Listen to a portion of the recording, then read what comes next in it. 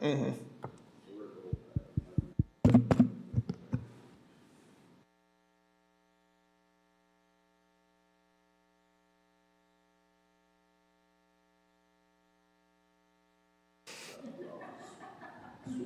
vehicles, I left it in the other vehicle. I knew that for today, so I was like, man, that was my I almost turned it on because I'm like, yeah, All right, it's 5 o'clock, so I'm going to call this meeting to order. If you want to do a roll call. Yep. Stuckey. Present. Here. Kastner. Here. And Underwood. Present. And if we wanted to, does anyone want to approve the absences of Jeremy and Andrew?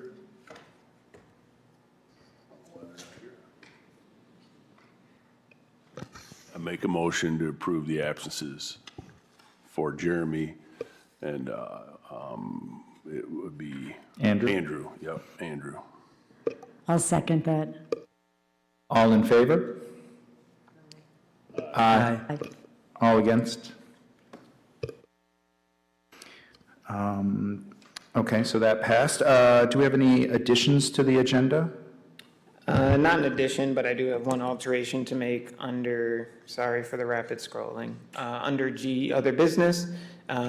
Margaret Gilbert withdrew her application at this time because she wasn't sure of residency in the future, so she said as she figured that kind of stuff out, she might reach back out again, but she just wasn't sure if she would be in town in the near future, so. Excuse me. Dropping things.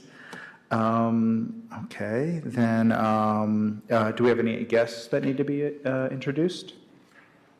Just an applicant. Would you like to introduce yourself? Sure. Okay, cool. You can come up to the podium and do so.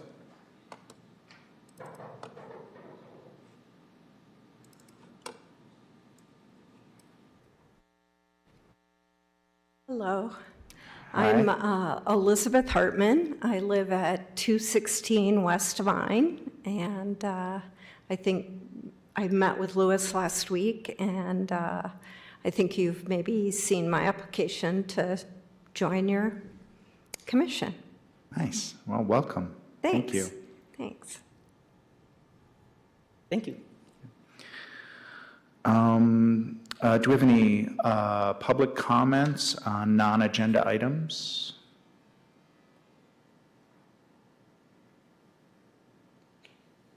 No? Okay. Luis, would you mind reading the disclaimer? Yep, 1 second. Let me get my scroll down here. Chapter 16, Section 22 of the City of Kalamazoo Code of Ordinance states, historical preservation is a public purpose. To serve that purpose, the Historic District Commission is hereby charged with the following responsibilities. A, the Kalamazoo Historic District Commission is empowered to regulate work on the exterior of historic resources and non-historic resources in the historic districts in the City of Kalamazoo, and shall otherwise have all powers invested in Historic District Commissions pursuant to the Local Historic Districts Act, MCLA 399201, 1970 PA 169 as amended 1992.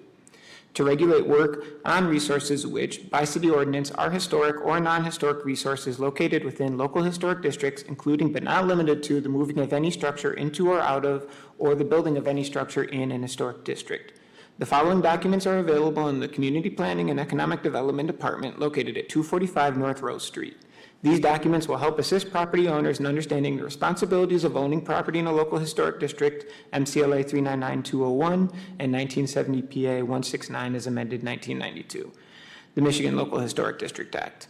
Code of Ordinance, City of Kalamazoo, Michigan, Chapter 16, Historic Districts, the Secretary of the Interior Standards for Rehabilitation and Guidelines for Rehabilitating Historic Buildings, 1990, and the Standards and Guidelines for Kalamazoo Historic Districts and maps of the Kalamazoo Local Historic Districts. These documents and maps are also available on the City of Kalamazoo website at www.kalamazoocity.org/historic preservation. Thank you, Luis. Do we have any old business we need to attend to? No. Okay, then moving on to new business. Our first House is at 1406 South Westnedge. Is the applicant here? So the applicant is not here. They let me know today that they would not be able to attend. I'm willing to give kind of a brief overview of some of the things. And let me scroll down. Sorry for my stuttering there. They did let me know, however, but it's, ultimately your guys' decision on what happens moving forward. So this is a house that had a fire a couple of years ago, I guess last year at the beginning of the year, and it did some damage to the second story of the house. And this is all pretty much just from my report here. But it did burn through the roof and break out some of the windows that are on the east side of the house, the street-facing facade of the house there in the second story. In August of 21, the property was sold. And then again, the property was sold in January 2022 to the current owner. So it did go through 2 different sales. I made a site visit with Sharon Ferraro, the previous historic preservation coordinator, when we were working together in January 2022, or in January. And Sharon and I just talked about the importance of putting a roof on that structure because there was a hole in the top of it. And I think that we all know that water can certainly not be the best friend of historic structures. In February 2022, there's a building permit that was unsuccessfully applied for because the permit didn't include stamp drawings. And then at some point, I'm not sure when, there were shingles removed from the roof, and so that means you just have it down to the decking of the roof without shingles on it, and there was the hole up there. In August, I was contacted by the owner with the interest in demolishing the structure. And then in September, I walked through the property with one of the building inspectors, and that's why I took the pictures that I'll get to in a second.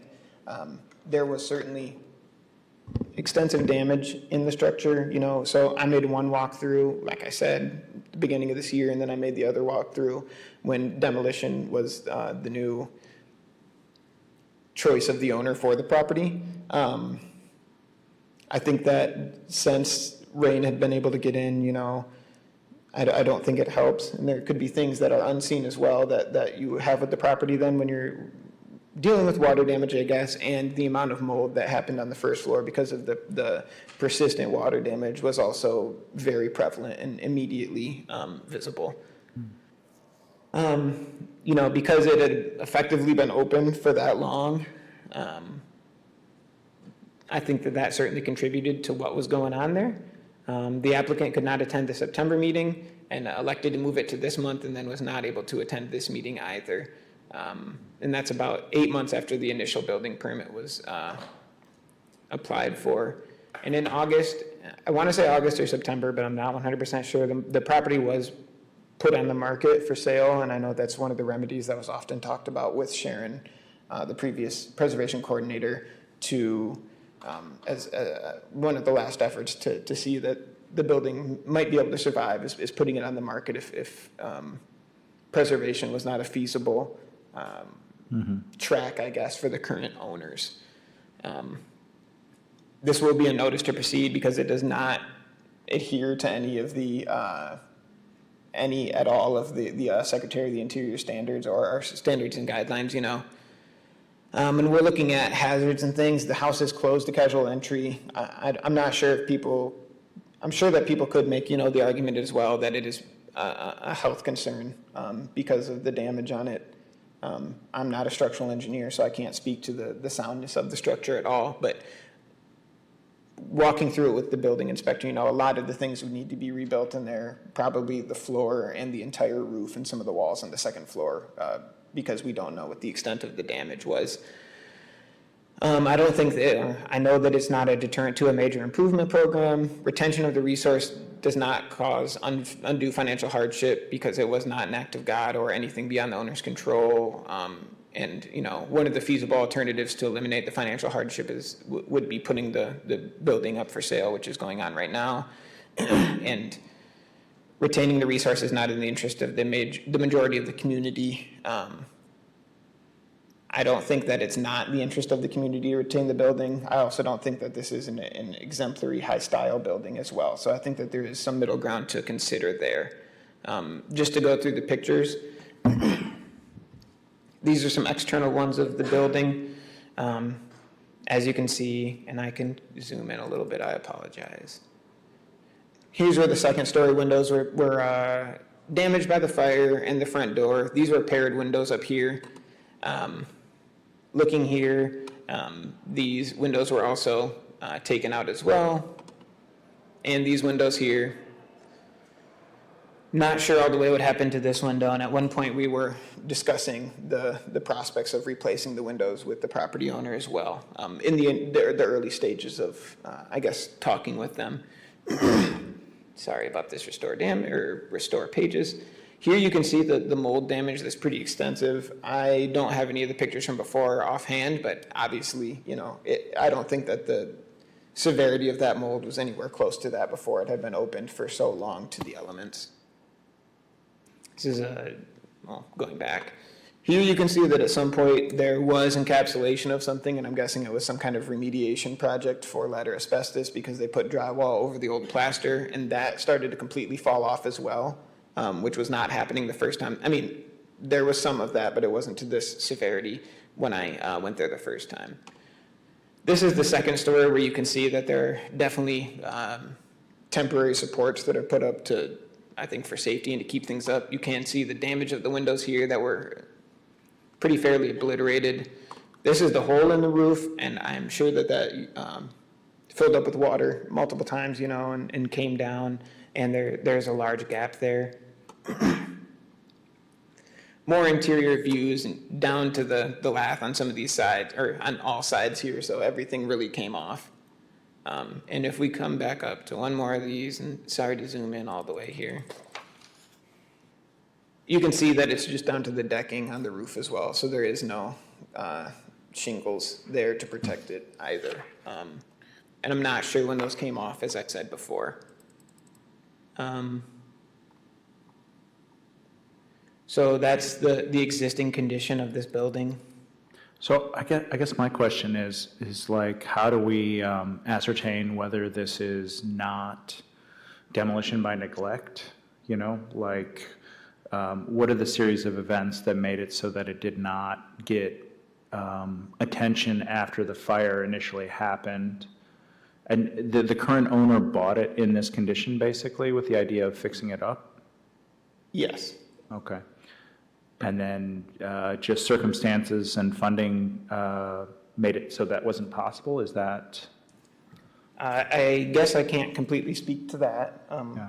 but I think it would be nice to have the applicant here. But, that's why I said that this is not undue financial hardship because of an act of God, in my opinion, because the property was bought in the condition of post-fire. So the fire had happened before the property owner owned the property, and that was kind of a roundabout way to say it.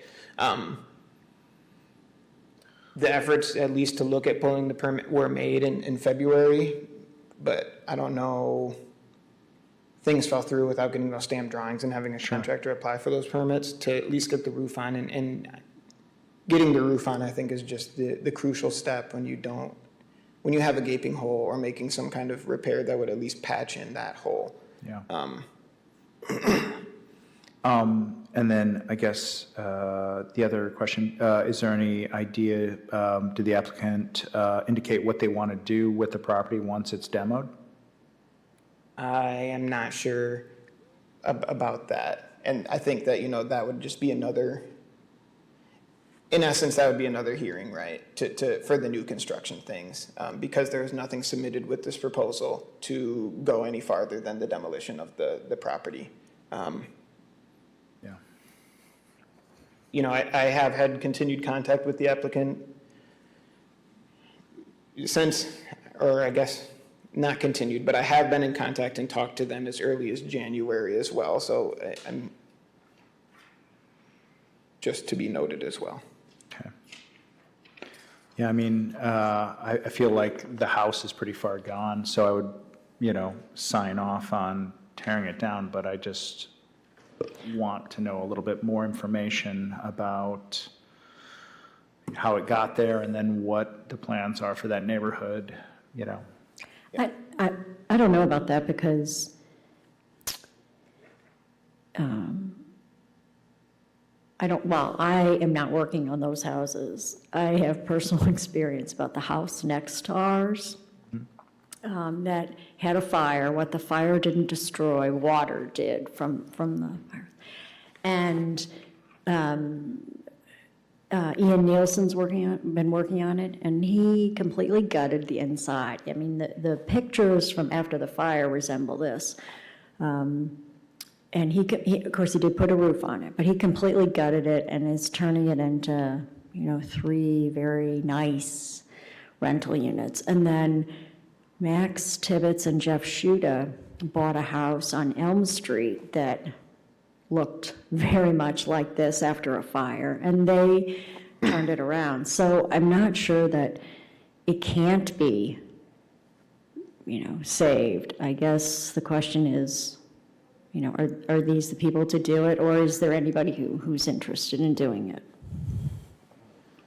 Anecdotally, there's a house on Rose Street. It's basically the corner of Rose and Dutton that had a big fire on the upper part. And there's I don't know his name, but a guy just bought it and is totally, brought it back, saved it. And then in addition to on my own street on Rose Place, there was a house, the entire upstairs was burnt and very ruined, and they brought it back. So to your point, you are right that it could be saved if someone had the will to do it.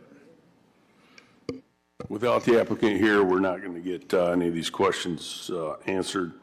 The building permit was denied in February of 2022. So my thinking is that they probably thought it was viable to still fix at that time.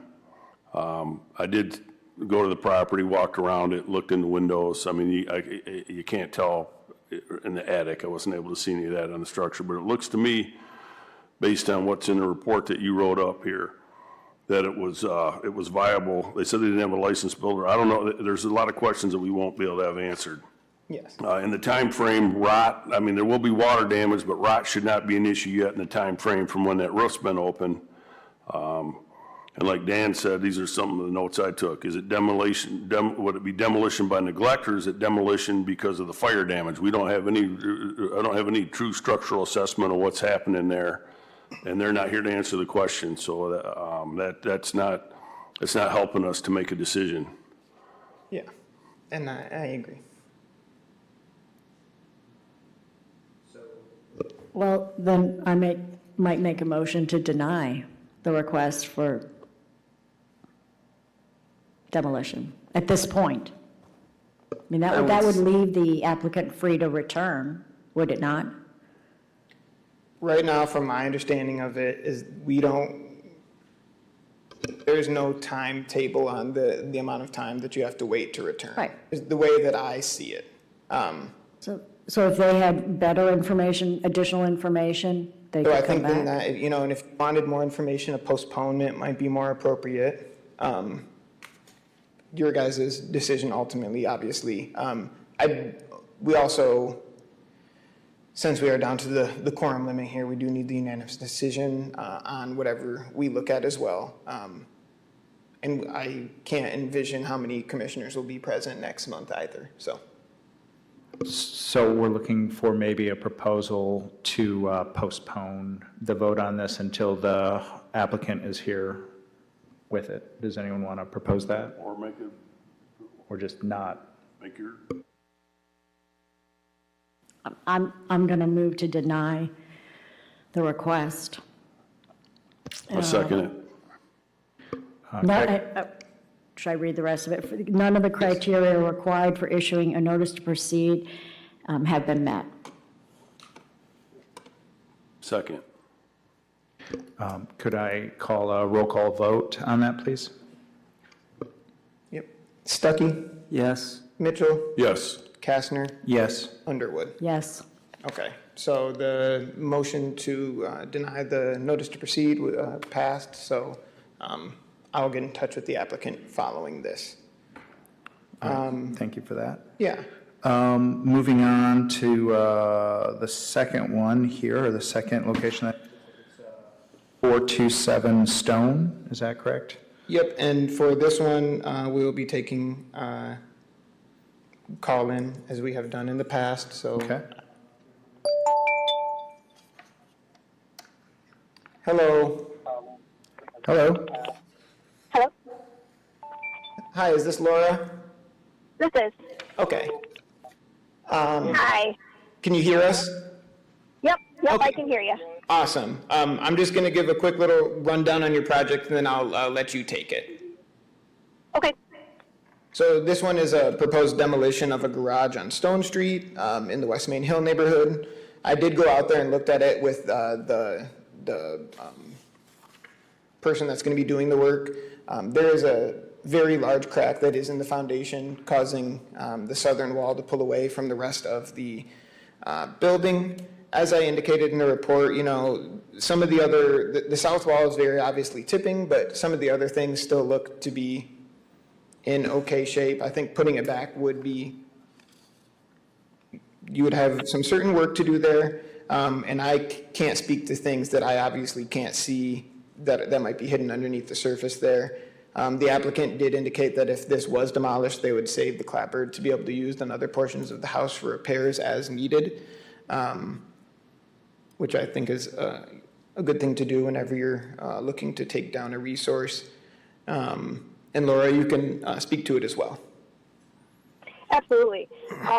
So we've owned this property since, I believe, 2015. In that area, we've got 4 there right around the corner from each other. They're student rentals for the most part. No one, since I've owned the property, has actually used the garage for parking a car in. They kind of use it for an extra room or a hangout area. We've been trying to Band-Aid it as much as we can because we knew it was, or we figured it was a historic part of the home. We had the city inspector come out for our biannual certificate, and he was the one who brought up the structure issues.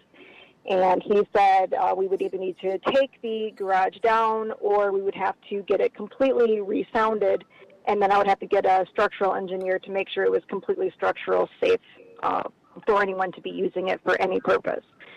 So for the time being, we do not have the kids entering that garage. I've told them they cannot use it, and they have not been. But after looking at, having my contractor look through it, we figured it's going to be extremely pricey if we can save it. He said more than likely we would have to take down walls and rebuild and re-pour a foundation. And at that point, if we're going to do that, it's basically rebuilding a structure. We may as well, with your approval, take it down, save those boards, and we need to do some repairs on the house as well, and we can just use the boards for that. Thank you, Laura. Mm-hmm. I got a question. Do you have any, if it was approved to remove the garage, do you have any plans to build any garage again? No, we would leave it without a garage.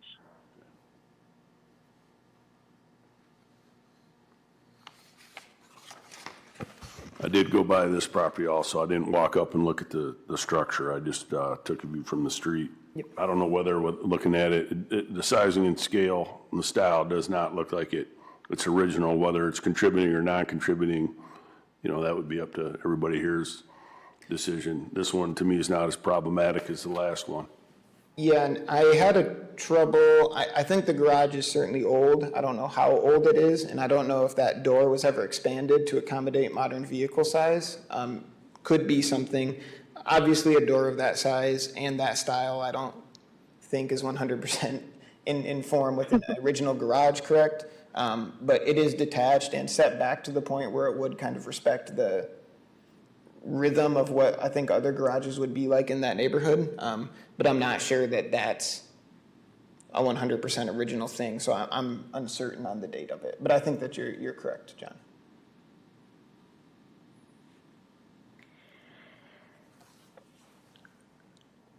Does anyone else have any comments or thoughts? Well, One more quote. I just want, because the pricing was brought up in this, I just want, I think everybody here knows, just so it's still on the record, pricing is not what the cost of something is. unfortunately or unfortunately not, is not a criteria in the decision-making process. It's not what we're bound by. And I also want to say to you, Laura, that there are 4 commissioners present tonight, which means we're just at the threshold quorum. So a unanimous vote is required. Just let the applicants know that. So if you would like to postpone it to when there are more commissioners, you're allowed to do that. But just know that for any motion to pass, we will need to have a unanimous vote. So I just wanted to give you that heads up. Okay.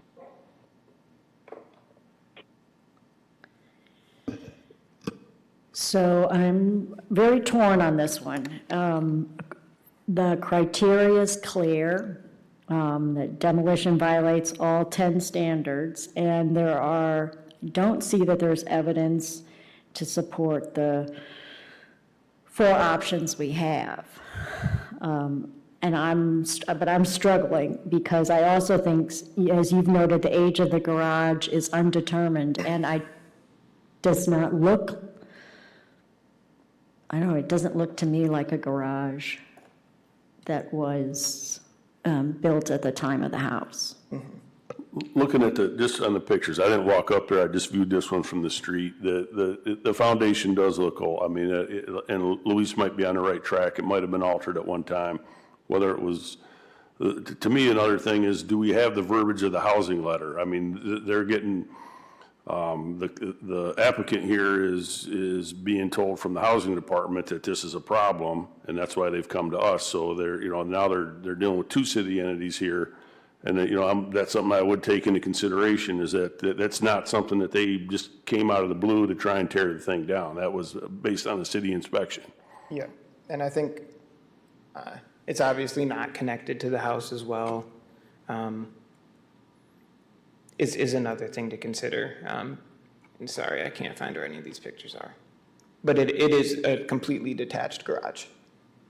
Correct. From the main structure, if you will. It's completely secondary. I think that's a great point, yeah, basically, the applicant was referred to us just to be in the steps of this. But I'm torn as well, I think it is probably salvageable, but it would be, it'd be a real task to do it, and it doesn't seem like it's super historically significant, even when you're done doing that. To me, it's not contributing. Maybe it falls under 3. Retention of the resource would cause undue financial hardship to the owner when a governmental action or other events beyond the owner's control created the hardship.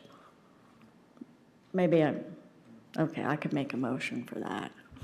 Okay, does anyone, is anyone, any other discussion or anything before? No? Okay, yeah, go Okay, ahead. so I will make a motion to approve the demolition of the garage as meeting Section 3 criteria. Retention of the resource would cause undue financial when the government action is beyond the owner's control, the government action being the inspection. And I would, so one or more of the required criteria to issue a notice to proceed. The commission approves a notice to proceed for this project. Approval of any final details to be delegated to the Historic Preservation Coordinator. I'll second that. Could we do a roll call vote, please? Yep. Stuckey, Yes. Mitchell, Yes. Kastner, Yes. Underwood. Yes. Okay, Laura, so it did pass to take it down. I will send out a letter to you tomorrow. It'll probably be via email first, and then I'll get in touch with you with as well. I'm not sure when that one will show up, and we can continue to have contact regarding the project. Okay, I appreciate it all. Thank you so much. Yep, thank you. You guys have a great day. Yep, you too, thanks. Thanks so much. Bye-bye. All right. And then we have one more in person, then we'll go back to an online one. So moving on to 421 Stanwood, is the applicant present? Yep, and if you could just come up to the podium, Chris.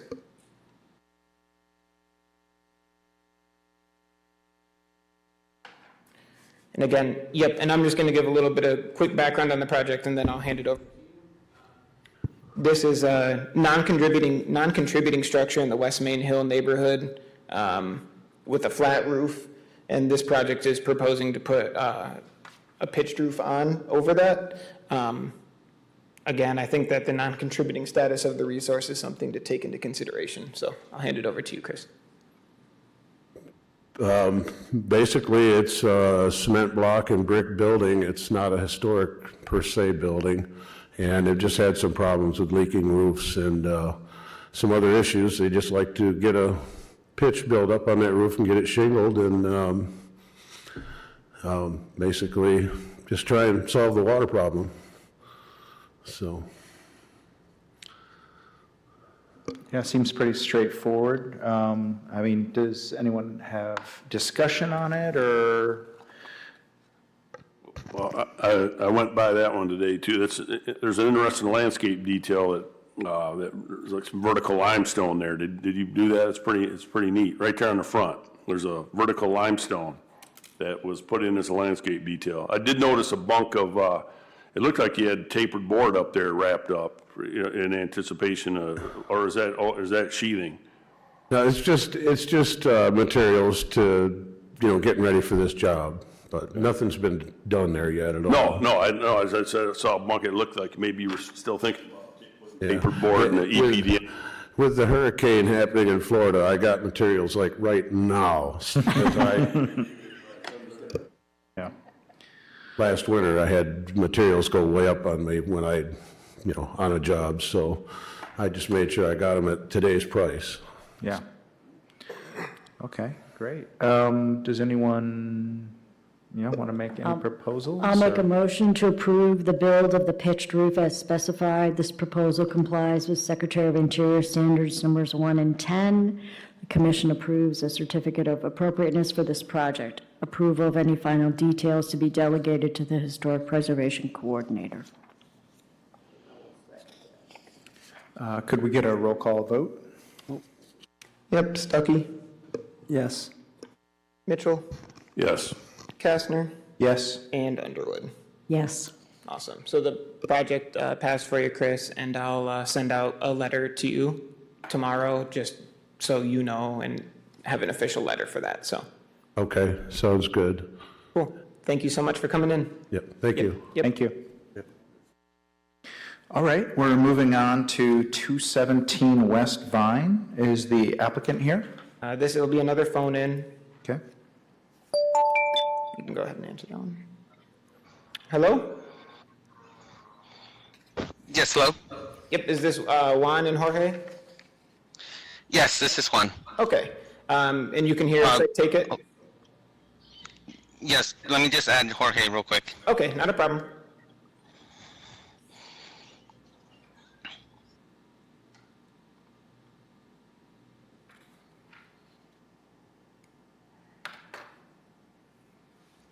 Okay, Jorge, are you on?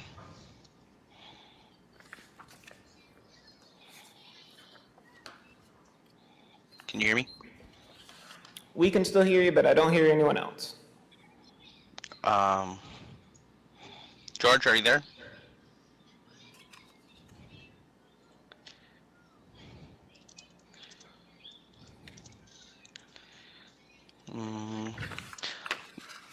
Would it be all right if I disconnect George and add him again?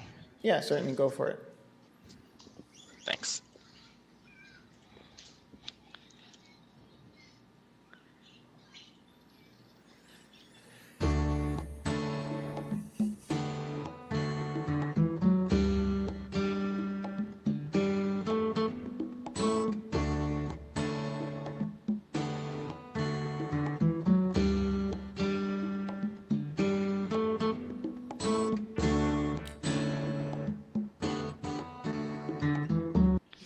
Okay, George is on the line now. Okay. Thank you. Yeah, not a problem. So I'm going to give a quick rundown of the project, and then I'm going to hand it over to you guys. And just want to let you guys know ahead of time that we do not have the full commission here tonight. There's only 4 members, which means that a majority vote is needed for any of the motions to pass. If you guys would like to elect to postpone this until the next meeting when there might be more commissioners, that's completely up to you. just know that any motion that comes before them will need a unanimous vote to go through. Understood. Okay, so this is a retroactive approval, looking at a house 217 West Vine, where some chimneys were taken off of the property without coming to the commission first. And I'll scroll up in a second to look over some of the things, but the most prominent one you can see here was in the front, so this is looking from Vine Street, south at the property, and then this is before and after of the chimneys. This happened during a roofing project. And then I can come back up and it looks like I don't have the dates in there, but it was, I'm not sure the month, and I'm sure that one, and Jorge will be able to speak to that. So you guys can go ahead and take it from here. Thank you, Luis. Yeah. So yes, we are looking for retroactive approval. This building is a rental property for 8 families, and we had our annual rental certification inspection. One of the repairs that was noted by the city inspector was to address a leak coming into one of the units from the attic and the ceiling, and so we had that checked out. We were completely, honestly speaking, we were completely unaware it was in the historic district. We just had, our repairs done as normal protocol, assess the leak, get a few quotes on the who could do the roof repair. Unfortunately, it couldn't be a repair. It had to be a replacement of the severity of the damage. So that was done. Chimneys were removed, and the roof was replaced. It took care of the leak in the units that we had. The work was done earlier in the year, I want to say around March, April. And the chimneys were torn down about 5 feet down into the attic. When we were contacted about the situation, we started looking into trying to get the chimneys rebuilt or see what happened. We had found out that the chimneys were in pretty deteriorated on the inside. The furnace and the water heater were venting out of the house through the chimney, and that's why it had some of the damage done within the chimney. We also had a few chimney companies look into the chimneys itself and see if something could be done, and lots of them said, 2 actually said it was just too deteriorated and it would not be suitable for repair or rebuilding. And we are just just looking to see if we can have it to where it can stay this way, not cause more work into with the chimney, and just make sure the house continues to get ventilated, and the property, the apartments and the units and families are in good living conditions. Thank you. Juan, what is your relationship to this property? I am office manager to Short South Realty Group. We are the property managers of the property. And who is John Clark? He is the owner of Short South Realty Group. He's a realtor, isn't he? He's a realtor, yes. Yeah, he's a realtor in Grand Rapids, is that correct?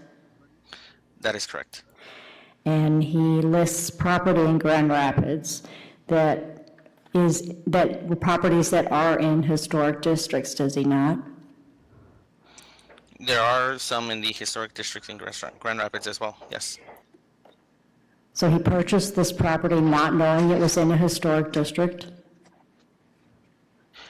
We don't own the building, we Okay. work with the owner, but yeah, I mean, that is correct.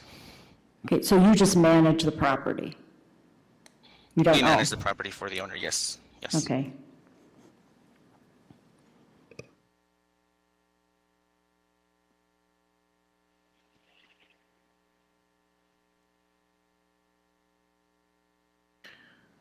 Luis, I have a question for you. If this is denied, what's the action? I mean, is the chimney going to have to be, what's remaining inside the house going to be assessed and see what the viability of reconstructing above the roof line? So the Code of Ordinance says that when work has been done upon a resource without a permit and the commission finds that the work does not qualify for a certificate of appropriateness, the commission may require an owner to restore the resource to the condition the resource was in before the inappropriate work, or to modify the work so that it qualifies for a certificate of appropriateness. So that is one avenue. I think that, I don't know if there's still that stack on the inside. I'm willing to bet that there probably is chimney on the inside of the house. Putting it back up through there, I don't know what that looks like all the way. I mean, it looks like cutting a hole in the roof and So that would be your decision. If we denied it, it would pretty much be your decision what route you wanted to go. Is that correct? It's not my decision. I mean, I guess final things would be delegated to me, but I think that things should be pretty much settled here mostly. I think that if there's something else that, and I can't honestly think of anything else that would do anything else. It's either leave them down, and it's similar to something that we had before, is leave them down or put them back up. Okay. I guess a faux chimney could be explored in some capacity. And Dana made a good point too, because there's, I know there's mass mailings that go to all the realtors, the property owners, especially in the historic district, about the historic district, and you have a professional property management firm and a realtor, and then to say that you have no idea that there's a historic district, I'm not going to speak to the veracity of it, but it doesn't, it doesn't add up in a lot of ways to me. Also, without seeing what was there previously, most masons can rebuild a chimney, even if it would be new, appropriate reclaimed brick and a liner. If it's been just vented in an unlined chimney, a liner, any HVAC contractor can run a liner down through there, and then the masonry can be repaired. Even if it would be a surface bonding cement on the interior, and then either relaying the brick or repointing it on the exterior. But again, we don't have any baseline anymore to go off of what was there. Yeah, and I will say that I have not sent out letters to realtors, and this property was purchased before I came on, but we do send out letters to the owners of properties, and I'm not sure what the line of communication is like between the owner of this property and the management company. But that is true, that when people buy properties, they are notified, usually the next month after, because the letters are sent out on a monthly basis to all people that buy properties. I'm feeling rough about this because I know we would never approve to have those chimneys taken down. And so I'm wrestling in my own mind, we would not allow it, but it seems like a pretty big task to put it back. So that's, and I know you were saying cost is not supposed to weigh in it at all. And I agree with that, but it is a big task, and I don't know if we have thorough enough photos to make sure that the chimney they put back up are going to be, historically accurate to what was taken down. So that's what's going in my head. I don't think I'm going to be the one that makes a motion on this, but I think that if I was to vote to deny, I would not want to. I would delegate that myself to the historic preservation coordinator on what route he wanted to go, and if it was voted to deny. That's my feeling on it. And the only concern, go ahead, Dana. Louise, do you know, we have this one picture of a chimney that is clearly visible from the front, from the street, but I don't see the second chimney. And I can pull up an older picture. Just on Google Maps, obviously, but I can pull one up because I don't have access to one. Yeah, the one you can see that's in the middle of the house, it's got a corbelled, it's just like one corbelled course set in, and it is a fairly prominent feature of the house. Yeah. So this is standing from the street looking at the house. And I looked around. I don't really think that the other one is highly visible. If you look at the the street view of it. I think it was hidden back somewhere else, so. So, I mean, That looks a like the new possible roof. compromise could be the one that's visible, have them put back the one that's visible Yeah. from the street. Yeah, I think that'd be, I agree, yeah, we are having too many people that are coming in and say, I didn't know. This person clearly knew, and they made choices, and, you know, And the only thing that I will say too is that the thing that concerns me, I guess, is with the condition of that work, displacing people from the house to conduct the work is the only thing. And I know that that doesn't weigh on the decision being made, but, I guess, but I think that it's a concerning thing to think about, I guess, as well. I would say more than likely, though, the stub of that chimney is probably in an attic space that's, so I think there would not be too much interruption to people's lives. Okay. well, and there's multiple units, so there's multiple egress, I suspect, so I'm sure that's something that could be worked out. All right, does anyone have any proposals or motions? Yeah, Dana's running it.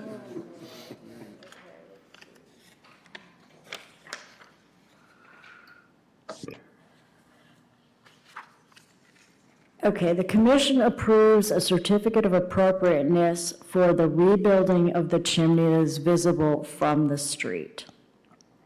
Approval of any final details to be delegated to the Historic Preservation Coordinator, the proposal.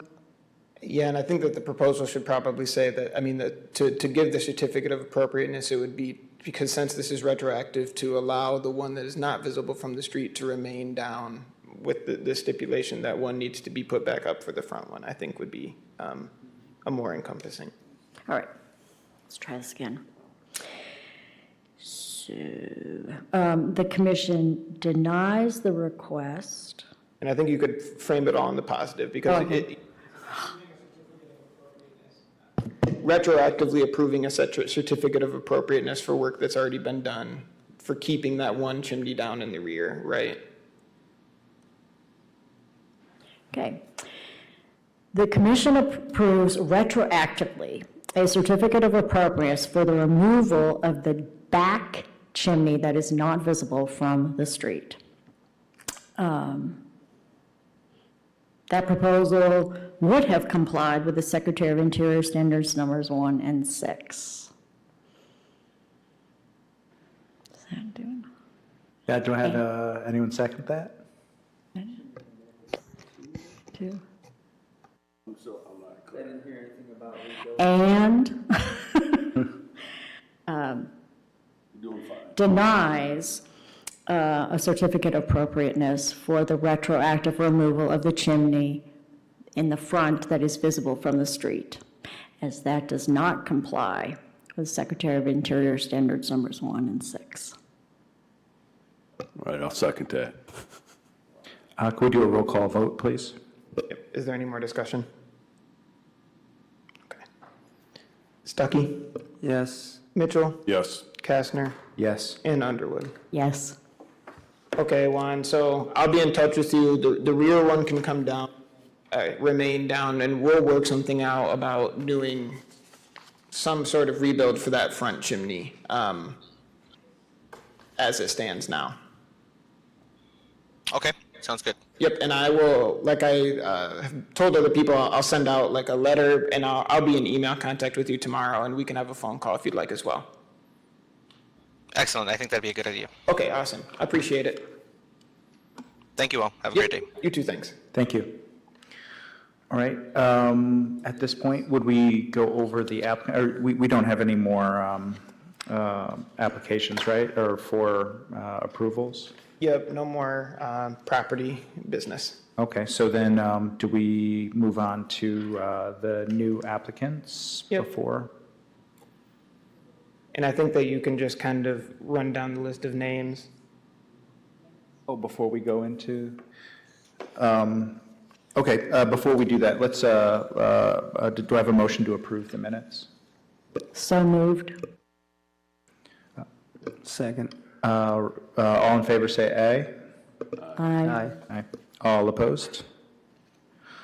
All right, so the minutes are approved. Do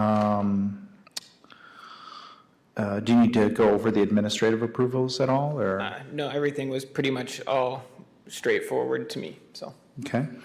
And then we're on to other business, which is the applicants. Yep, and I can just kind of start to go down the name list. I don't think that Margaret Gilbert is here. Elizabeth Hartman, if you just want to come up to the podium, we can, the commission can ask some questions and you can answer them for them.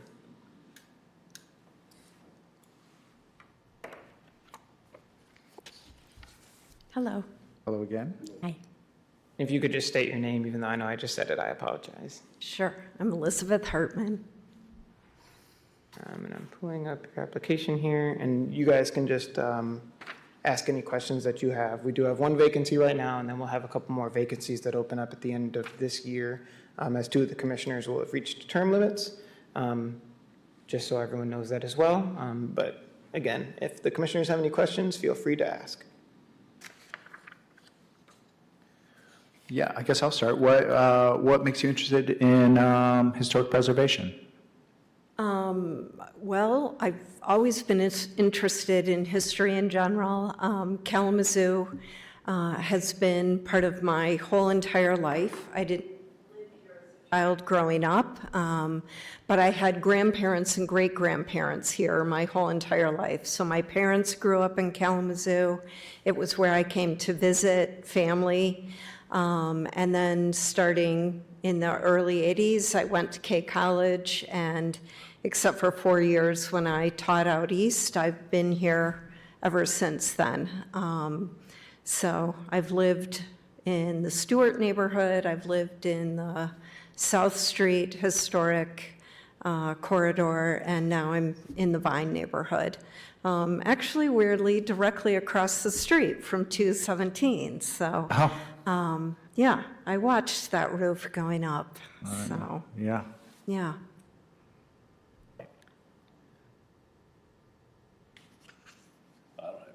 And, yeah. Was watching the roof go up any motivation for you to apply for the board? Honestly, watching the work happen with a giant crew, and honestly, to me, as someone who's legitimately afraid of heights, mainly watching the work with a giant crew on a steep pitched roof was just kind of took my breath away. And honestly, like the pictures make it very stark how different the building looks without that chimney. But in the course of the work and a giant work crew and not watching it all day, every day, I didn't even realize what was happening. So, yeah, for whatever that's worth. I do have a question, and it'd be for all the applicants, and maybe you've already covered it with the applicants. We have one vacancy right now currently that we need to fill, so we'll be trying to fill that right now. And then there'll be there'll be a vacancy starting January of 2023. Is everyone here willing, if they're not, whoever's not, whoever isn't selected right now, are you all willing to be in the January? Did you address that with them, or? Yeah, I think that I talked to that. Okay, with- okay, Yeah, good. yeah. That's good. That's good news. It's good to hear. We don't want to lose any of you. Yeah. Yes, I agree. Are you a homeowner? Yes, so 216 where I live, if you're familiar with Vine Street, it's the fourplex brick building. So it's four like brownstone walk-ups. So it's kind of a narrow residence. So it's 2 bedrooms and a bath up, and then the living space, and then a basement. And so each of the 4 units is that. And then could you talk a little bit about, one, maybe a frustration about living in a historic district, and 2, maybe about a joy or a plus to living in a historic district? Yeah. I'm not sure I have any frustrations. I love living where I live. My husband and I love being able to walk everywhere. and just living in a beautiful neighborhood with beautiful buildings and great neighbors. And so I would say a concern that I have, and I sense maybe in some of your comments in the meeting, I'm not alone in this. I've certainly talked to people in the neighborhood. I'm always concerned, particularly in Vine, with the high density of rentals. I think there can be quite a range of the motivation and intention of the building owners when it's a rental. And so I think that, I would say that's a high level of concern, and where I see buildings being well taken care of and beautiful rental units is where it's local owners that are as committed to our city as I am. Thank you.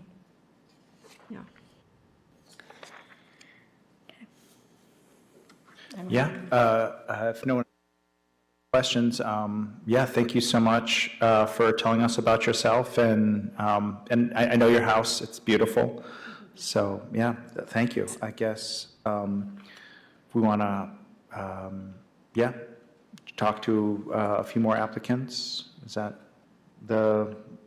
where we go from here? Yeah, if no one else had any questions. Yeah, thank you so much. Thank you. Thank you, Elizabeth. Sorry, let me get this back up. You said that Margaret's not here, right? Nope. So maybe Jessica, is Jessica here? So Jessica also could not attend. She told me she has an interference. She's on another board that I cannot remember, not a city board, but another Okay. engagement. And I trust that you all had the opportunity to look over the materials that she provided.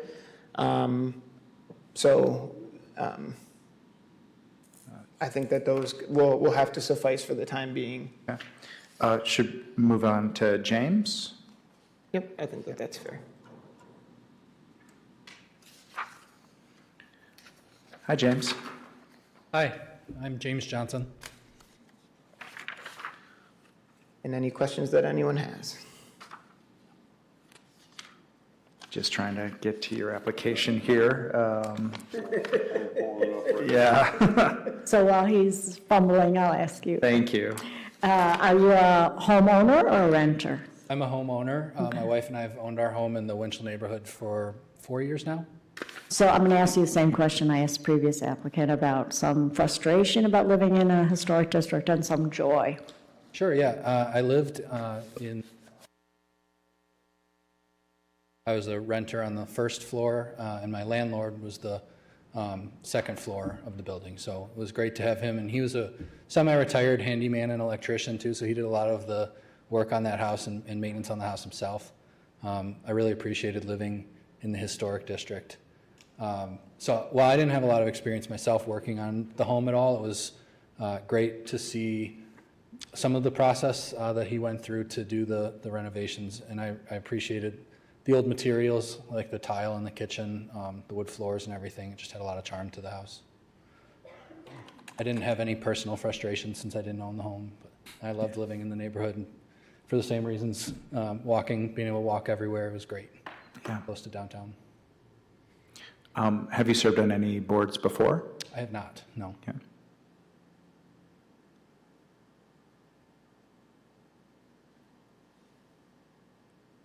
No, he's a Loy Norrick's Knight, so let's go with it. We got 2 educators in a row. We have one retired and one current. I think that's good. Yeah. And I did read over all the applicants' resumes at lunch today. We got very qualified. Everybody, there's nice resumes with everybody's very qualified. I mean, it's very, very accomplished. Yes. So I thank everybody for applying. Absolutely. Yeah. Stuckey, did you have a question? James, do you study Kalamazoo history in particular? Right when I moved here, I found a book but it was about, I think it's called Kalamazoo, the history behind the place or something like that. And I enjoyed reading through that. that's partly why I applied to be on this commission, was just to learn more about the community that has adopted me for the last 8 years. So I am always looking for a chance to learn more about the history of this place. Yeah, that's great. And it looks like all of us that are here have asked a question. It was great meeting you, and thank you so much for applying. And then, yeah, we'll vote and Great. get back to you, I'm sure. All right, thank you. Yeah, Thank you. thanks for coming in and talking with us. All right, and then Gary? So Gary had to be out of town this week as well for personal business, but he did send over his resume that I sent all of you, so I hope that you guys had some time to review it. He did send it afterwards. I think that he had unexpected leave, so that's why that did not go through. And then one name that looks like it did not make it on here is Christy as well, so.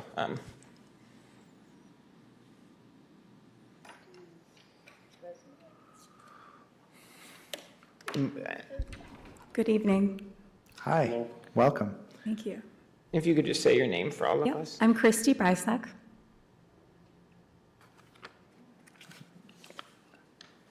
And then, I guess, yeah, we'll start at the top here with some questions. Yeah, are you a homeowner in Kalamazoo?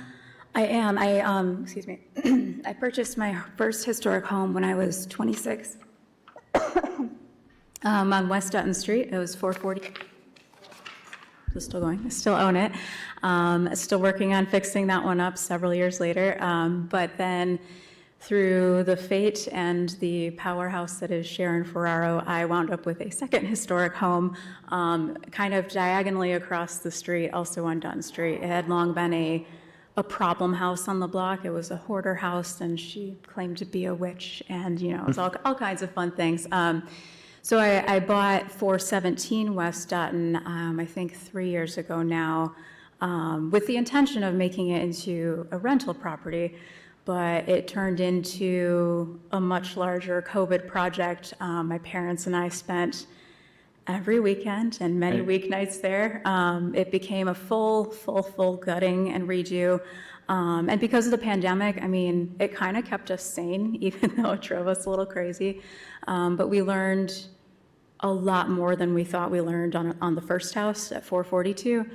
And a lot of it kind of just happened because we couldn't rent some of the things we needed during COVID, or, we just couldn't afford some of the things we, needed to hire out. So for better or worse, that's kind of how it wound up. And I wound up loving the house so much that I moved across the street and now live there, which was a surprise to me. So we're still working on the porch exterior. Still need to get our balusters returned to match the couple that are still there. It had these big, heavy Craftsman, like modern ones on there before, so we wanted to lighten it back up to the turned ones that are still against the front of the house. And you came before this board, right? Is that true? We have, yeah. You guys, I remember, we had a carriage house. It was a tear down of the old garage and then a two-story carriage house in the back, which I work from home out there now, and it's lovely, and it's been a terrific process. So Great.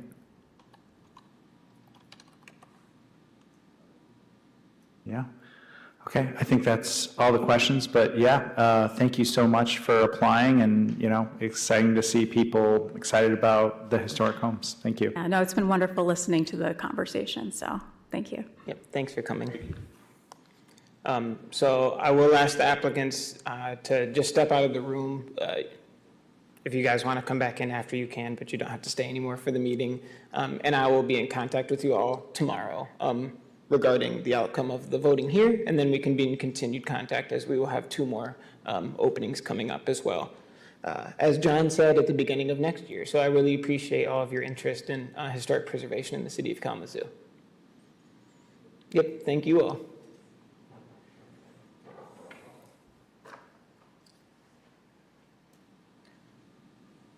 I know that this has probably been a while since you guys have all done new applicants, I think, because a lot of the people were on for a while, it seems. So we just recently did this for the Historic Preservation Commission. And what would happen is that the vote would be made to recommend a person, recommend their appointment to the mayor. And then it has to go to the city commission office to completely get that process put all the way through. So I can try to assist with language on things if you all need me to do that as well. So just to be clear, how many openings do we have total? One right now. One right now, but then in the future, 2 more? Or Yes. Yeah, a total of 3. But we're only going to be looking at one today. Correct. Well, Speaking for a guy who's had a hard time with attendance. Oh, and then just please use the microphone, sorry. This is speaking from somebody who struggled with attendance.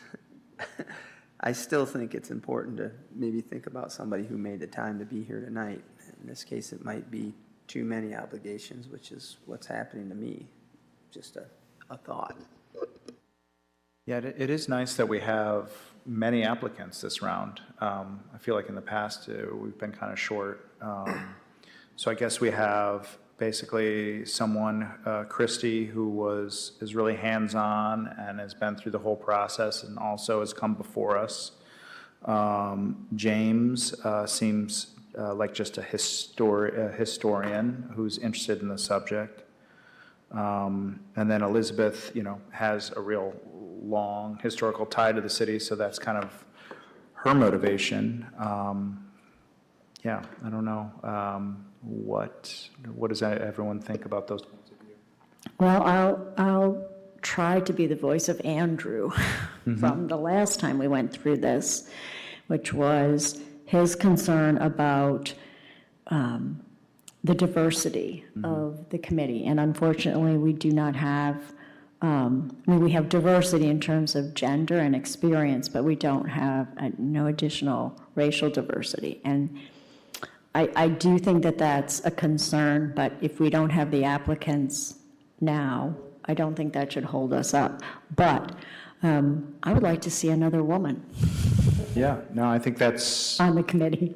I would agree, yeah. I'm That's sort very- of partial to for And- some reason. And I like Christy. Yeah, I mean, for the reasons that you articulated, she's been here before, she's hands-on, she knows the workings, she knows the challenges. So that's my. I want to just do a hard agree with the diversity thing, and that was like the last time we did a vote for a round. That was a big holdup because we just didn't have anyone that was, not a white man. So, and then in this grouping, yeah, I would say Christie ticks a lot of the boxes, not just the, diversity, but the experience with us and with old houses and all that. So I would lean towards, supporting her. One other box I think she ticks is she's younger. Yeah, So, a younger voice. yeah. Yeah, so you're getting diversity in 2 areas there, yeah. But no, I agree, it's unfortunate that not more people of other ethnicity will, you look around and you want to see that, that's what our community is. But if they're not here, it's kind of hard to, I suppose you could abstain, but you need those places. So how does it work? Somebody nominates one and we vote on it? I can't remember. It's been a while since we've been. Yeah, and I can read the language from the last HPC meeting if you would like as well. That'd be great. I just have the minutes pulled up, but, sorry. So there is a motion to recommend that the mayor appoint the applicant to the Historic District Commission. And I can read it again if you guys want me to. I'll make a motion that the mayor appoint Christie. Yep, and we're making a recommendation. I'll make a so recommendation. We're recommending that the I mayor, make a motion that we recommend that the mayor appoint Christie Bricek. Reisek to the Historic District Commission. Second. Could we have a roll call vote, please? Stuckey, Yes. Mitchell, Yes. Kastner, Yes. Underwood. Yes. Okay, so I will notify her tomorrow, and then it does need to go to the city commission, just to formally round that all out, but I will let them know. Yeah, all right. Louise, could you also encourage them to consider applying later in January? Oh, yeah, and I kind of said that this will be, and I noticed that there's a guest in the audience. Is there public comments now on non-agenda items? Okay. Okay. If there's no further comments from the public, I'm looking for a motion for adjournment. I make a motion that we adjourn. Second. All in favor? Aye. All opposed? This meeting is adjourned.